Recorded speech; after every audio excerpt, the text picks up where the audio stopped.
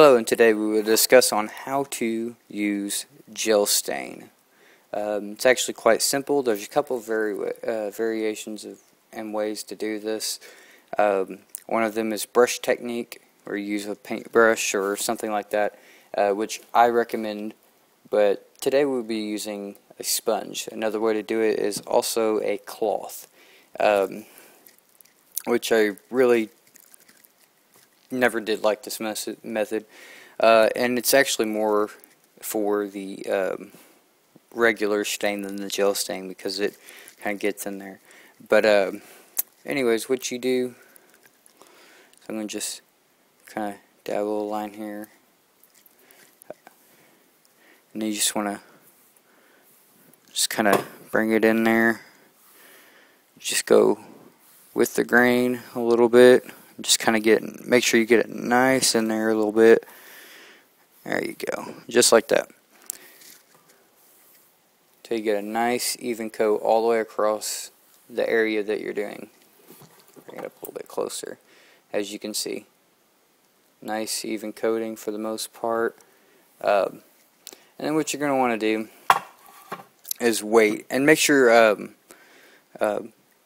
not to go over it too many times, especially with the sponge method, because what you're going to do is you're actually going to soak up the gel stain into the sponge, and you're going to have less on here.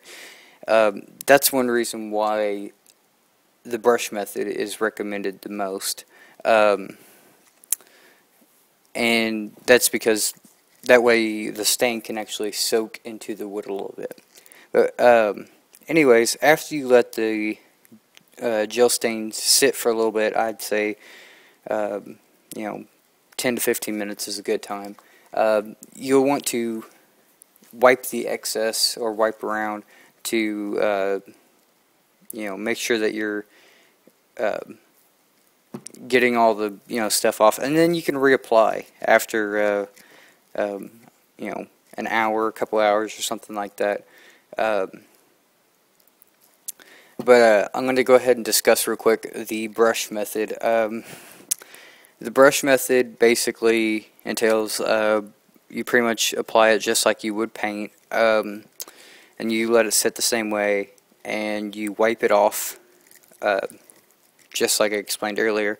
The reason why the brush method is better is because of the fact that with the other two methods, whether you use a cloth or a sponge or anything like that, it's almost defeating the purpose of letting the stain soak in. But for some people it does work. It does do the job, and as you can see, the stain is holding well. When you do use this sponge or cloth method, you want to make sure that you don't go over it too many times.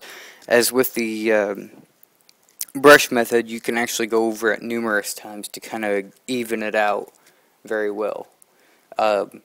Once you get down the sponge or cloth method, it's fine. You can do it either way because you'll know when to stop, because you can tell when you're actually taking more off than you want to. You actually want to kind of leave, as you can see, like a wet haze across it.